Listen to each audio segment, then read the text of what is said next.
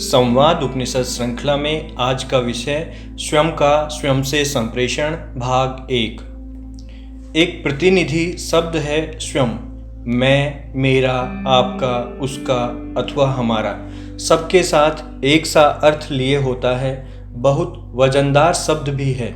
इसमें अहंकार का भाव भी है, इसमें अधिकार है, नियंत्रण है, अस्तित्व का बोध है। अंत में मैं इसको नश्वर भी बताता है। स्व का अर्थ है आप खुद, निजता का स्वरूपवाचक, यह नियंत्रण सूचक अक्षर है। स्वयं में पूर्ण नियंत्रित अवस्था का बोध होता है। सही तरह से देखा जाए तो स्व का भाग्य विधाता ही यह नियंत्रण है। यह नियंत्रण मृत्यु पर्यंत प्रतिष्ठित रहता है। अहंकार ही नियंता बना रहता है। यही स्वयं को स्वार्थी बनाता है, लोभ पैदा करता है, अनाचार करवाता है, व्यक्ति को दूसरों से अलग करके स्वयं में समेट लेता है। प्रकृति ने सबको आदमी बनाया है, वहाँ कोई भेदभाव नहीं है। उसके अपने कोई विचार नहीं होते, धर्म या जाति नहीं होती। हम ही उसके मुंह में सारे शब्द और सारी परिभाषाएं, सारी की सारी परंपराएं, अवधारणाएं भरते हैं। वह वैसा बन जाता है। इस दबाव में वह भूल जाता है कि वह प्रकृति का ही एक अंश है। प्रकृति ही उसके जीवन को चला रही है। यहाँ तक कि नींद और मूर्छा में भी प्रकृति का संचालन क्रम बना रहता है। सृष्टि के सभी प्राणी इसी क्रम में एक दूसरे के परिप्रेक्ष्य में जीवन यापन करते हैं। मानव अन्य प्राणियों से कुछ अधिक विकसित है, शरीर से स्वतंत्र, चिंतन में स्वतंत्र है, अपने जीवन का लक्ष्य बनाने में भी स्वतंत्र है।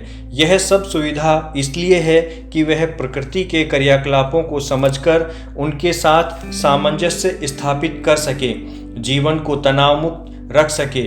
यदि सारे ही ऐसा करने लगे तो प्रकृति का खेल चलेगा कैसे? भिन्न भिन्न कर्म भी हों, भिन्न भिन्न फल भी लोग भोगें, तब कुदरत की लीला अलग दिखाई पड़ती है। प्रकृति में कोई कर्म अच्छा बुरा नहीं है, बस कर्म है और उसके अनुरूप फल है। कब मिलता है प्रकृति ही जाने। यदि 2 जन्मों के बाद मिला तो हम तो हताश हो जाएंगे।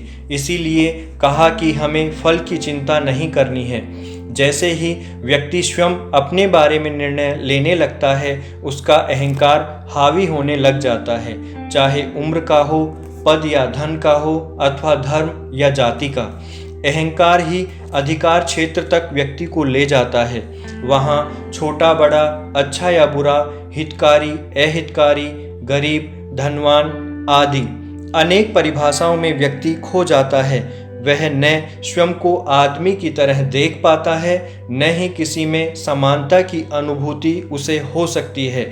इसी में से लोभ, ईर्ष्या, राग, द्वेष जैसी अज्ञान सूचक वृत्तियां पैदा होती हैं। समाज को अनेक संप्रदायों या धर्मों में बांट देने का अर्थ यही है कि अपने दायरे को छोटा कर लो। इसी प्रकार से अहंकारवश यह विभाजन आगे से आगे बढ़ता जाता है। व्यक्ति दूसरों से अलग होता जाता है।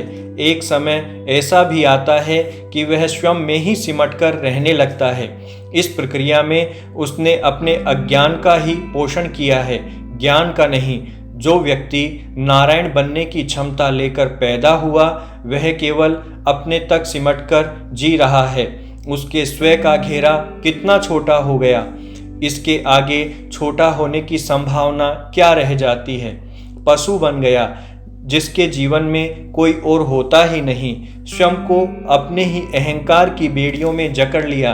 किसी अन्य के दुख दर्द में उसका दिल धड़कता ही नहीं। किसी को अपराध करते देखकर मुंह फेर कर चला जाता है, क्षमता होते हुए रोकना नहीं चाहता। शास्त्र कहते हैं कि हर व्यक्ति में ईश्वर होता है, हर व्यक्ति में ईश्वर बन जाने की क्षमता होती है। वह पूरी सृष्टि पर छा सकता है, वह सृष्टि का अंग है। अकेला होकर अलग कैसे जी सकता है?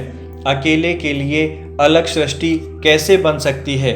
आदमी कहता है मैं तो अपनी मर्जी से जीना चाहता हूँ। 7 बजे सोकर उठूंगा, 8 बजे समाचार देखूंगा, 10 बजे काम पर जाऊंगा, पूरे 24 घंटे स्वयं को बांध लेता है, इसी को स्वतंत्रता मानता है। उसे किसी के लिए कोई समय नहीं मिल सकता, पूरा कैदी बनकर जी रहा है।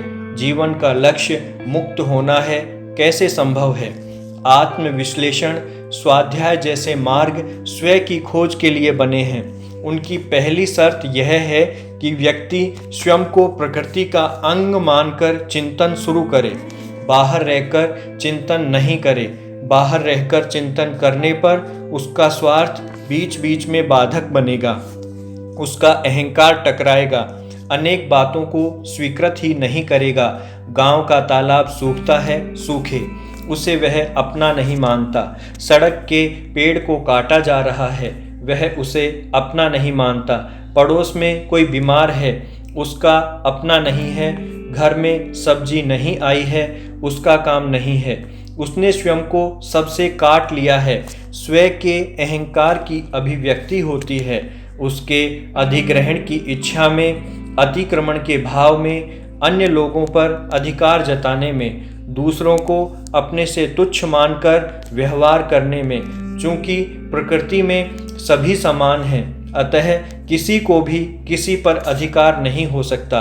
व्यक्ति को यदि अधिकार है तो स्वयं पर ही है। स्वयं को ही अनुशासित करके सकारात्मक भाव का विकास करना जीवन का बोध सूत्र है। स्वयं का विकास ही व्यक्ति को परोक्ष रूप से अधिकृत भी करता है। आप जिसका ध्यान रखेंगे वह आपकी बात निश्चित रूप में मानेगा। आप ही तय करें कि आप कितने लोगों का ध्यान रखना चाहते हैं, वही आपका अधिकार क्षेत्र बन जाएगा। जब स्वार्थवश और संकोचवश आप अपना ही ध्यान रखेंगे, तब आपकी बात कौन स्वीकार करेगा?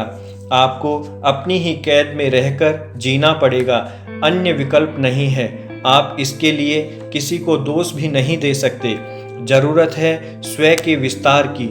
जब हर चीज को मेरे ही जैसे प्रकृति ने पैदा किया है, सब उसी की संतान है, तो पराया कौन है? सबके रहने में ही मेरा अस्तित्व है। मैं अपने बच्चों तक सिमट कर रह जाऊं या दूसरों के बच्चों को भी अपना मानूं। जैसे ही व्यक्ति प्रेम की इस परिधि को बड़ा करने लगता है, वैसे ही एक नया वातावरण बनने लगता है। कृष्ण को प्रेम का पर्याय माना जाता है। वे शत्रु से भी प्रेम करते थे। कंस का वध जरूर किया था, किंतु घृणा से नहीं, कर्तव्य के कारण।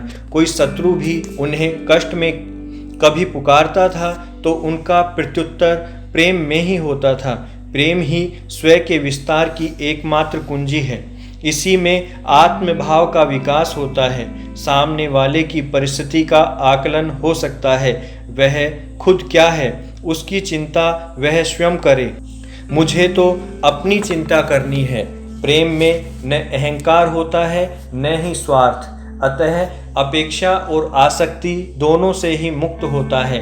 प्रेम स्वयं का विस्तार परिवार, समाज, देश तक कर सकता है। बिना प्रेम के सही नेतृत्व की क्षमता नहीं आ सकती। प्रेम करने वाला समाज का विघटन नहीं कर सकता। वह तो समाज की दीवारों को तोड़ने का कार्य करेगा। वह तो लोगों को जोड़ेगा, अपने स्वयं का विस्तार करेगा। यह विस्तार ही समय के साथ सृष्टि में समा जाता है। व्यक्ति एक बड़े स्वयं में समा जाता है। व्यक्ति जीवन भर संसार की गतिविधियों में उलझा रहता है और समय आने पर चला जाता है। जीवन में उसे यह आभास भी नहीं होता कि वह क्या उद्देश्य लेकर आया है, उसे क्या करना है, कैसे करना है। क्या ऐसे जीवन को सार्थक कहा जाएगा? हम व्यक्तित्व विकास के नित नए आयाम ढूंढते हैं, उन पर प्रयोग करते हैं। किस लिए? क्या पाना चाहते हैं हम? क्या केवल जीवन यापन के लिए ही हमारा संघर्ष कायम है? क्या इससे महत्वपूर्ण कार्य हम नहीं कर सकते? कैसे इन सब प्रश्नों को हम अपने विचार के अध्याय में समाहित करें?